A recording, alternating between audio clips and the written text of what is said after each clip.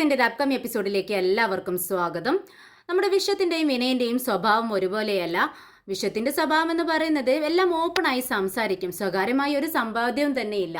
എന്നാൽ നേരെ മറിച്ച് നമ്മുടെ വിനയൻ്റെ സ്വഭാവമാണെങ്കിൽ ഒന്നും തന്നെ വെട്ടി തുറന്ന് പറയത്തില്ല, എല്ലാം ഇങ്ങനെ മൂടി വെക്കുന്നൊരു സ്വഭാവമാണ്. അത് സമ്പാദ്യത്തിൻ്റെ കാര്യത്തിലായാലും അങ്ങനെ തന്നെയാണ്. അങ്ങനെ വിനയനും നന്ദിനിയും ചേർന്ന് ഒരു വീടൊക്കെ ഇങ്ങനെ പണിയിക്കുന്നുണ്ട്. ആരും വീട്ടിലുള്ളവർ ആർക്കും തന്നെ ഇത് അറിയത്തില്ല. അവർക്ക് ഇങ്ങനെ വീട് പണി നന്നായി ഇങ്ങനെ നടക്കുന്നുണ്ട്. എന്നാൽ ഒരു 35 പവനോളം സ്വർണം നമ്മുടെ നന്ദിനിക്ക് ഉണ്ടാക്കി വെച്ചിട്ടുണ്ട് എന്നുള്ള ഒരു കാര്യം പെട്ടെന്ന് ഇങ്ങനെ എല്ലാവരും ഇരിക്കെ സംസാരിക്കുന്നതിനിടയിൽ ഇങ്ങനെ പറഞ്ഞു പോവുകയാണ്. വിനയൻ്റെ വായിൽ നിന്നും അത് വീണു പോവുകയാണ്. അങ്ങനെ എല്ലാവരും അക്കാര്യം അറിയുന്നുണ്ട്. ഈ വിശേഷത്തിലേക്കാണ് ഇന്ന് നമ്മൾ പോകുന്നത്. ഇന്ന് രാവിലെ തന്നെ ശ്രീജയും വേദയും ചേർന്ന് കമലാമ്മയെ കിച്ചണിൽ സഹായിച്ചുകൊണ്ടിരിക്കുകയാണ്. എല്ലാ പണികളും ചെയ്തിട്ട് വെച്ചിട്ട് വേണം ഇവർക്ക് ഷോപ്പിലേക്ക് പോകാനും തയ്യൽ പണികളെല്ലാം ചെയ്യാൻ വേണ്ടിയിട്ട്. അതുകൊണ്ട് രാവിലെ തന്നെ എല്ലാ പണികളും നമ്മുടെ കമലാമ്മയ്ക്ക് ചെയ്തു കൊടുത്തിട്ടാണ് അവർ പോകുന്നത്. എന്നാൽ നമ്മുടെ നന്ദിനിയാണെങ്കിൽ ഒരു പണിയും ചെയ്യത്തില്ല, വെറുതെ ഇങ്ങനെ ഇരിക്കത്ത് മാത്രമേ ഉള്ളൂ. അങ്ങനെ വിനയനും നന്ദിനിയും പതിവ് പോലെ റൂമിൽ നിന്ന് ഇറങ്ങി വരികയാണ്. വരുമ്പോൾ തന്നെ കമലാമ്മയോട് വിളിച്ച് പറയുന്നുണ്ട്, അമ്മയെ ഓരോ ഗ്ലാസ് ചായ വേണമെന്ന് പറയുകയാണ്. ഇത് കേട്ട് കമലാമ്മയ്ക്ക് ദേഷ്യം വരികയാണ്. എന്താ നന്ദിനി, നിന്റെ കൈക്ക് കുഴപ്പമൊന്നും ഇല്ലല്ലോ, നീ ആ കിച്ചണിലേക്കൊന്ന് നോക്ക്, ഇവിടെ ആരെങ്കിലും വെറുതെ ഇരിക്കുന്നുണ്ടോ? ഇല്ലല്ലോ, എല്ലാവർക്കും പിടിപ്പത് പണിയുണ്ട്. നീ വന്ന് 2 ഗ്ലാസ് ചായ ഇട്ട് കുടിക്ക്, എന്താ സംഭവിക്കുകയെന്ന് അറിയാലോ എന്ന് പറയാണ്. ഇത് കേട്ടിട്ട് നമ്മുടെ നന്ദിനി വിനയനോട് പറയുന്നുണ്ട്, കേട്ടില്ലേ നിങ്ങളുടെ അമ്മ പറഞ്ഞത്? അമ്മയ്ക്ക് ഇപ്പോൾ തൊട്ട് ഇങ്ങനെ തന്നെ അമ്മയുടെ സ്വഭാവം. ഞാനൊരു ഗ്ലാസ് ചായ അല്ലേ ചോദിച്ചുള്ളൂ എന്ന് പറയാണ്. ഇത് കേട്ട് വിനയം പറയുന്നുണ്ട്, ദേ അമ്മ പുറത്ത് ഷോപ്പിൽ പോയി കുടിച്ചോളാനൊന്നും പറഞ്ഞില്ലല്ലോ, ഇവിടുന്ന് ഇട്ട് കുടിച്ചോളാനല്ലേ പറഞ്ഞു നന്ദിനി. അത് വിചാരിച്ച് നീ ചെന്ന് ചായ ഇട്ടുകൊണ്ട് വരല്ലേ, എന്നെ കഷ്ടത്തിലാക്കല്ലേ നന്ദിനി, എനിക്കത് കുടിക്കാൻ പറ്റാത്തതുകൊണ്ട് പറയുക, നീ ഇവിടെ മിണ്ടാതിരിക്കെ എന്ന് പറഞ്ഞുകൊണ്ട് കമലാമ്മയെ സോപ്പിടുകയാണ് വിനയൻ. അമ്മയുടെ ജോലി തിരക്കൊക്കെ കഴിഞ്ഞിട്ട് സാവധാനം ചായ ഇട്ട് നന്നാ മതി കേട്ടോ എന്ന് പറയാണ്. അപ്പോഴേക്കും നമ്മുടെ വിക്രം റൂമിൽ നിന്ന് ഇറങ്ങി വരുന്നുണ്ട്. അപ്പോൾ വേദ ഞാൻ പോയിട്ട് വരാം എന്ന് പറയുമ്പോൾ വേദ ഒരു 500 രൂപ എടുത്തിട്ട് കൊടുക്കുവാണ്. നിനക്ക് വണ്ടിയിൽ എണ്ണ അടിക്കാൻ വേണ്ട, ക്യാഷ് വേണ്ട, ഇത് വെച്ചോ എന്ന് പറയുമ്പോൾ നമ്മുടെ വിക്രം പറയുന്നുണ്ട്, വേണ്ട, എനിക്കിവിടെ അടുത്ത് വരെ പോകാനേ ഉള്ളൂ, ഒരു 4 ലോഡ് ഇറക്കാനുണ്ട്, പിന്നെ നീ ഒരു 50 രൂപ മാത്രം തന്നാൽ മതി പറയുക.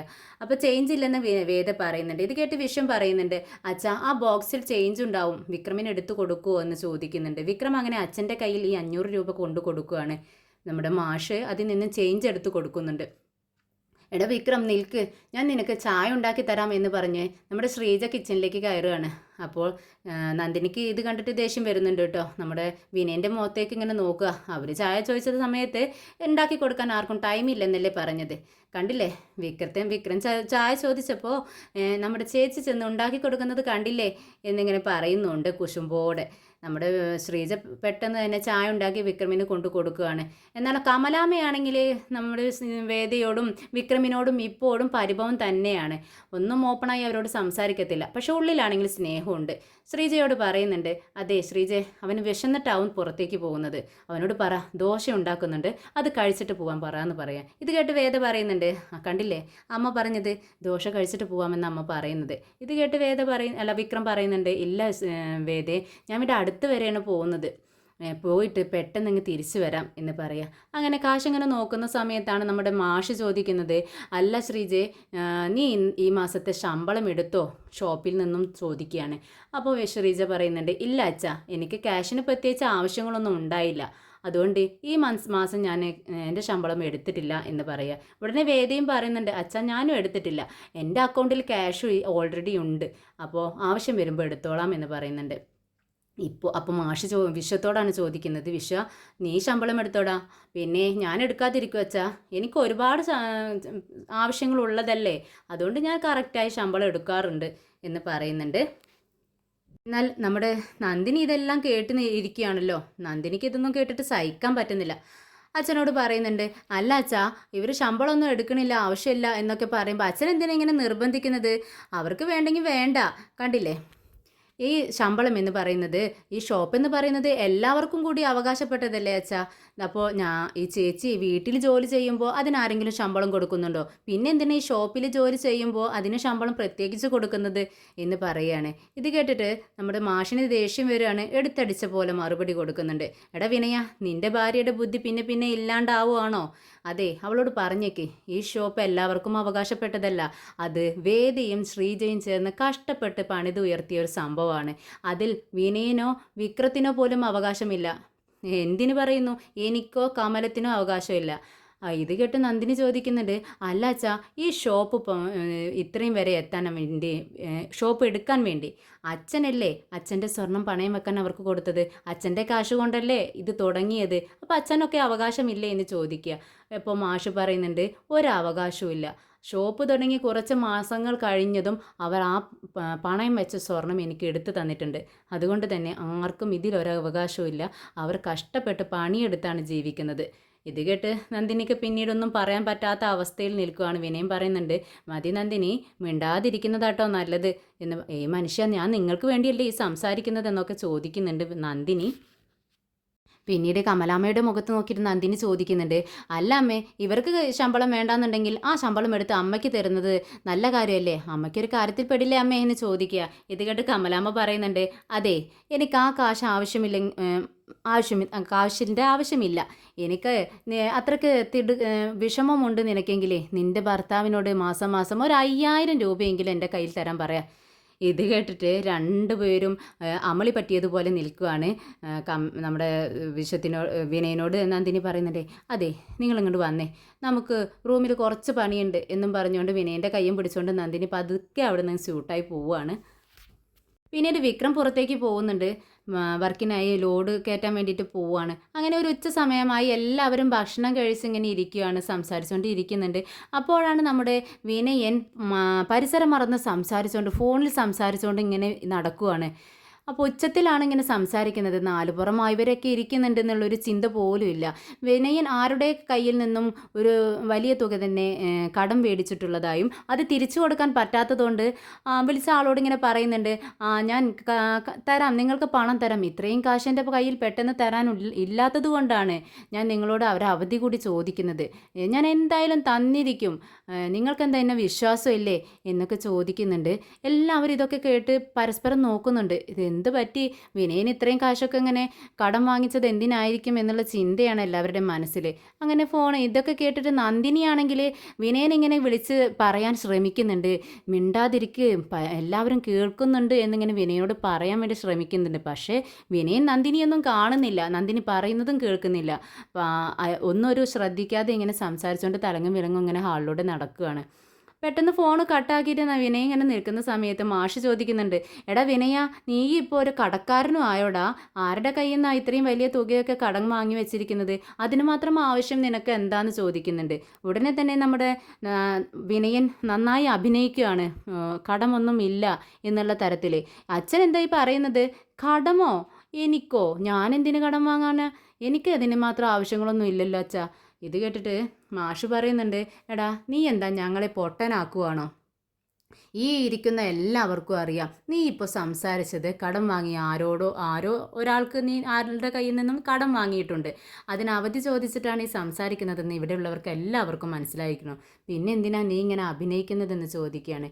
ഇത് കേട്ടിട്ട് നമ്മുടെ കമലാമ്മ പറയുന്നുണ്ട്, അതെ അവൻ കടം വാങ്ങിയിട്ടുണ്ടെങ്കിൽ ഇതേ ഇരിക്കുന്നു, ഇവൾക്ക് വേണ്ടി മാത്രമായിരിക്കും, സ്വർണം വാങ്ങിക്കൂട്ടലല്ലേ ഇവരുടെ പ്രധാന ജോലി എന്ന് പറയുക. ഇത് കേട്ടിട്ട് നമ്മുടെ നന്ദിനി ഇങ്ങനെ നന്നായി അഭിനയിക്കുന്നുണ്ട്. ദേ അമ്മേ കണ്ടോ, എൻ്റെ കഴുത്തിൽ കിടക്കുന്ന മാല കണ്ടോ എന്ന് പറഞ്ഞുകൊണ്ട് കമലാമ്മയുടെ നേരെ ഇങ്ങനെ മാല എടുത്തുകൊണ്ട് കാണിക്കുന്നുണ്ട്. ഈ ഒരു സാധനം മാത്രമേ ഉള്ളൂ അമ്മ എൻ്റെ അടുത്ത് സ്വർണ്ണമായിട്ട്, ഇത് എൻ്റെ കയ്യിൽ കിടക്കുന്ന വള കണ്ടോ, മോതിരം കണ്ടോ, ഇതൊക്കെ ഉണ്ടല്ലോ, ഇതെല്ലാം മുക്കുപണ്ടമ്മ അമ്മേ, സ്വർണ്ണമല്ല, ഒന്നും എൻ്റെ അടുത്ത് സ്വർണ്ണമായിട്ടില്ല കേട്ടോ എന്ന് പറയണം. ഓ പിന്നെ നിൻ്റെ അടുത്ത് സ്വർണ്ണം ഇല്ലയെന്ന് ഞങ്ങൾക്ക് എല്ലാവർക്കും അറിയുന്ന കാര്യമല്ലേ എന്ന് പറഞ്ഞ് കളിയാക്കുകയാണ് നമ്മുടെ കമലാമ്മ. പെട്ടെന്നാണ് നമ്മുടെ വിനയം പറയുന്നത്, ഇല്ല അച്ഛാ, ഞാൻ ആരുടെ കയ്യിൽ നിന്നും ക്യാഷ് കടം വാങ്ങിച്ചിട്ടുമില്ല, അവൾക്കാണെങ്കിൽ 35 പവൻ്റെ സ്വർണവും ഞങ്ങളുടെ കയ്യിലില്ല എന്നാണ് പറയുന്നത്. ഇത് കേട്ടിട്ട് എല്ലാവർക്കും ചിരി വരുവാണ്. നന്ദിനി ചോദിക്കുന്നുണ്ട്, ഓ ആണോ, 35 പവൻ തികച്ചില്ലായിരിക്കും അല്ലേ വിനയ, 34 പവനുണ്ടോടാ എന്ന് ചോദിക്കാട്ടോ. അത് കേട്ടപ്പോഴാണ് വിനയനും നന്ദിനിക്കും അമളി പറ്റിയത് മനസ്സിലായത്. അപ്പോൾ അറിയാതെ വിനയൻ്റെ വായിൽ നിന്നും വീണു പോയതാണ്. പെട്ടെന്ന് ഇരിക്കുകയായിരുന്ന നന്ദിനി എഴുന്നേറ്റിട്ട് പെട്ടെന്ന് വിനയൻ്റെ അടുത്തേക്ക് വരികയാണ്. എന്നിട്ട് വിനയനോട് പറയുന്നുണ്ട്, എന്തൊക്കെയാണ് നിങ്ങൾ ഈ വിളിച്ച് പറയുന്നത്? പരസ്പര ബന്ധമില്ലാത്ത കാര്യങ്ങളൊക്കെയാണല്ലോ ഈ പറയുന്നത്. നിങ്ങൾക്കിത് എന്ത് പറ്റി? നിങ്ങളിങ്ങ് വന്നേ എന്നും പറഞ്ഞുകൊണ്ട് വിനയൻ്റെ കൈയും പിടിച്ചുകൊണ്ട് റൂമിലേക്ക് പോവാണ്. എന്നിട്ട് റൂമിൽ ചെന്ന് നന്നായി വഴക്ക് പറയാണ് വിനയനെ. എന്താ നിങ്ങൾ ഈ പറയുന്നത്? എവിടെ എന്ത് പറയണമെന്ന് നിങ്ങൾക്ക് അറിയില്ലേ? ഇത് കേട്ടിട്ട് വിനയൻ പറയുന്നുണ്ട്, അതെ എടി 50 പവനുണ്ട് എന്നുള്ളത് ഞാൻ വിളിച്ചു പറഞ്ഞില്ലല്ലോ, പെട്ടെന്ന് 35 പവനാണെന്നാണ് പറഞ്ഞത്. എന്തോ ഒരു ബുദ്ധിമോശം കൊണ്ട് എൻ്റെ വായിൽ നിന്നും വീണു പോയി. ഇനിയിപ്പോൾ എന്ത് ചെയ്യാനാ? 50 പവനുണ്ടെന്നെങ്ങാനും പറഞ്ഞാലേ അവരെന്നെ വെച്ചേക്കത്തില്ലായിരുന്നു. ഇപ്പം തന്നെ കളിയാക്കി ചിരിക്കുന്നത് കണ്ടില്ലേ? എല്ലാവരും പരസ്പരം നോക്കി ചിരിക്കുമായിരുന്നു. ഇത് കേട്ടിട്ട് നന്ദിനി പറയുന്നുണ്ട്, അമ്മാതിരി ഡയലോഗല്ലേ നിങ്ങളവിടെ വെച്ച് കാച്ചിയത്, പിന്നെ അവർ ചിരിക്കാതിരിക്കുമോ? ഒന്നും മിണ്ടാതിരിക്കുക ദയവ് ചെയ്ത്. ഇനിയെല്ലാം ഉള്ള കാര്യങ്ങളൊക്കെ ഞാൻ നോക്കിക്കോളാം എന്നും പറഞ്ഞുകൊണ്ട് വിനയനും നന്ദിനിയും കൂടി വീണ്ടും അമ്മയുടെ അടുത്തേക്ക് അവിടെ ഹാളിലേക്ക് വരികയാണ്. പെട്ടെന്ന് വേദയുടെ ഫോൺ റിങ് ചെയ്യുന്നുണ്ട്. ശ്രീജയോട് വേദ പറയുന്നുണ്ട്, അത് അമ്മയാ ചേച്ചി, ഞാനൊന്ന് സംസാരിക്കട്ടെ എന്ന് പറഞ്ഞിട്ട് ഫോൺ അറ്റൻഡ് ചെയ്യാണ്. അപ്പുറത്തു നിന്നും നമ്മുടെ പത്മ ഇങ്ങനെ സന്തോഷത്തോടെ മോളെ സുഖമല്ലേ വേദയെന്ന് ചോദിക്കുകയാണ്. വേദ സന്തോഷത്തോടെ ആ സുഖാണമ്മേ എന്ന് പറയാണ്. എന്താ വിശേഷിച്ചെന്ന് വേദ ചോദിക്കുന്നുണ്ട്. അത് നമ്മുടെ കുടുംബക്ഷേത്രത്തിൽ ഒരു ചടങ്ങ് നടക്കുന്നുണ്ട്. ഒരു ഉത്സവം തന്നെ, ചെറുതായിട്ട് കുടുംബാംഗങ്ങളെല്ലാവരും ഉണ്ടായിരിക്കും.